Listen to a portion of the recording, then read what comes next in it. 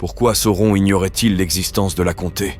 La comté, foyer des Hobbits, existait depuis des siècles lorsque les Nazgûl furent envoyés pour la trouver. Et pourtant Sauron ne connaissait pas son emplacement.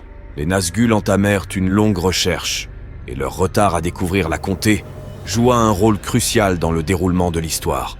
S'ils étaient arrivés à cul-de-sac ne serait-ce que quelques heures plus tôt, ils auraient trouvé Frodon seul avec l'anneau unique, et le destin de la Terre du Milieu aurait pu être totalement différent.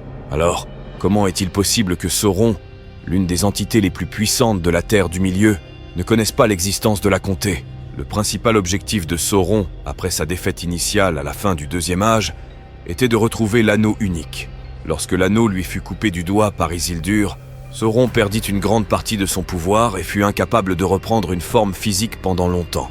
En 1050 du Troisième Âge, Sauron réapparut sous le nom de Nécromancien et s'installa dans la forteresse de Dol Guldur, située au sud de la Forêt Noire. Son objectif principal était de retrouver sa puissance, et la manière la plus rapide d'y parvenir était de récupérer l'anneau unique. Ce désir guida ses actions pendant des millénaires. L'emplacement de Dol Guldur n'était pas choisi au hasard. La forteresse était stratégiquement placée près des champs d'iris, où l'anneau avait été perdu des siècles plus tôt dans la vallée de l'Anduin.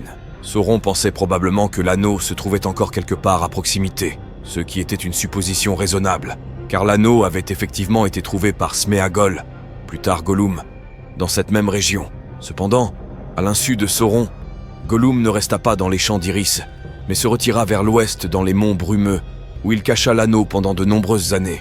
L'implication de Gollum devint cruciale lorsqu'il perdit l'anneau au profit de Bilbo Saquet.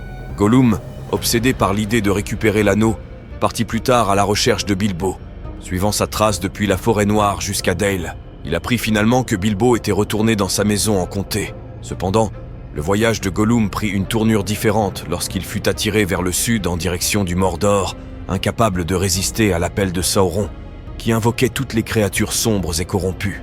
Gollum fut capturé par les forces de Sauron et soumis à la torture, révélant des informations cruciales sur la comté et un dénommé Saquet. Ce fut la première fois que Sauron entendit parler de l'existence de la comté, déclenchant ainsi les événements qui conduiraient les Nazgûl à être envoyés pour la chercher. La recherche de la comté par les Nazgûl fut marquée par la confusion et l'incertitude. Lorsque Sauron les envoya pour trouver la comté, il ne disposait que d'instructions très vagues, ne sachant guère plus qu'elle se trouvait quelque part au nord-ouest du Mordor. Les Nazgûl commencèrent leurs recherches dans la vallée de l'Anduin, un point de départ logique étant donné sa proximité avec la Forêt Noire et les champs d'iris. Cependant, la comté ne se trouvait pas dans cette région, et les efforts des Nazgûl ne donnèrent aucune information utile. Leur confusion fut exacerbée par le fait que le réseau habituel d'espions et d'informateurs de Sauron dans les régions occidentales de la Terre du Milieu avait été perturbé. Les Dunédains, descendants du royaume perdu d'Arnor, protégeaient diligemment la région, et Saruman, cherchant secrètement à s'emparer de l'anneau pour lui-même, agissait contre les intérêts de Sauron.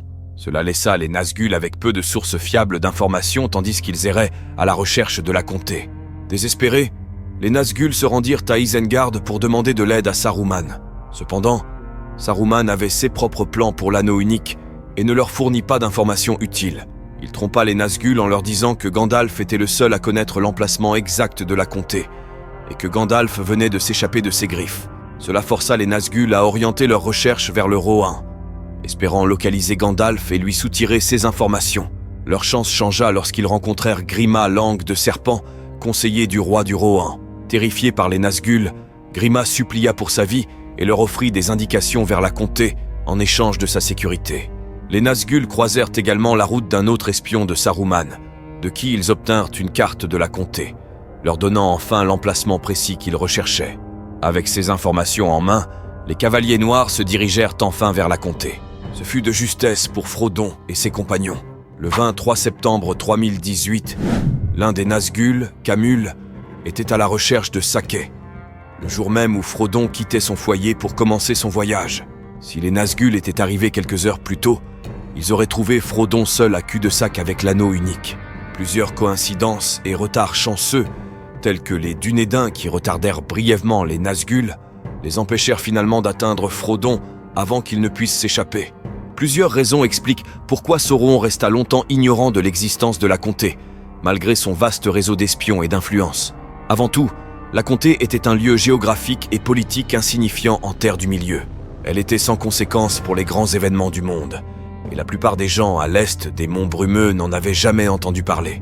Même au sein de la Terre du Milieu, la connaissance de la comté était limitée. Les monts Brumeux constituaient une barrière naturelle, isolant la région des royaumes plus importants et des terres de l'Est. Des figures légendaires telles que Silverbarb et Smaug ignoraient totalement l'existence de la comté. Et même les trolls que Bilbo rencontra au début de son voyage n'avaient jamais entendu parler des Hobbits. Ce lieu était simplement trop insignifiant pour apparaître sur le radar des puissances plus grandes. Une autre raison importante de l'ignorance de Sauron était la protection offerte à la comté par les Dunédains. Ces descendants de l'ancien royaume d'Arnor se faisaient un devoir de protéger les terres qui faisaient autrefois partie de leur domaine, y compris la comté et ses environs. Ils agissaient dans le secret, neutralisant toute menace bien avant qu'elle n'atteigne la comté. Cela signifiait que, tandis que d'autres régions de la Terre du Milieu pouvaient tomber sous la coupe des forces de Sauron ou des créatures sauvages, la comté restait paisible et inaperçue. Les forces de Sauron s'aventuraient rarement près d'elle, et celles qui le faisaient ne revenaient jamais pour rendre compte. De plus, il est suggéré dans les écrits de Tolkien qu'une magie subtile mais puissante était à l'œuvre dans la comté. Gandalf laisse entendre cela lorsqu'il mentionne qu'il existe un pouvoir à Foncombe capable de résister à la puissance du Mordor, et qu'il existe d'autres pouvoirs cachés en Terre du Milieu. La comté pourrait bien avoir été l'un de ces lieux, protégés par plus que des moyens physiques.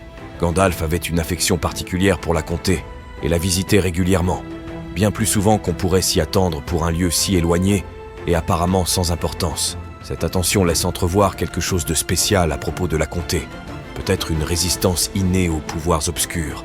Les Hobbits eux-mêmes semblaient également posséder une résistance unique à l'influence corruptrice de l'anneau unique. Frodon, Bilbo et même Sméagol, pendant de longues périodes, réussirent à porter l'anneau sans succomber entièrement à son pouvoir. Cela suggère que l'attrait de l'anneau était en quelque sorte diminué en comté. Cette résistance, combinée à l'obscurité rurale de la comté, aurait pu agir comme une forme de camouflage magique, empêchant Sauron et ses serviteurs de remarquer son importance. Enfin, la proximité de la comté avec le domaine de Tom Bombadil ajoute une couche de mystère à sa dissimulation. Le domaine de Bombadil, situé aux frontières de la comté, était connu pour ses étranges et puissantes défenses. Bien qu'il ne soit pas clair si son influence s'étendait jusqu'à la comté, il est possible que la proximité de la comté avec une telle force ait renforcé sa protection.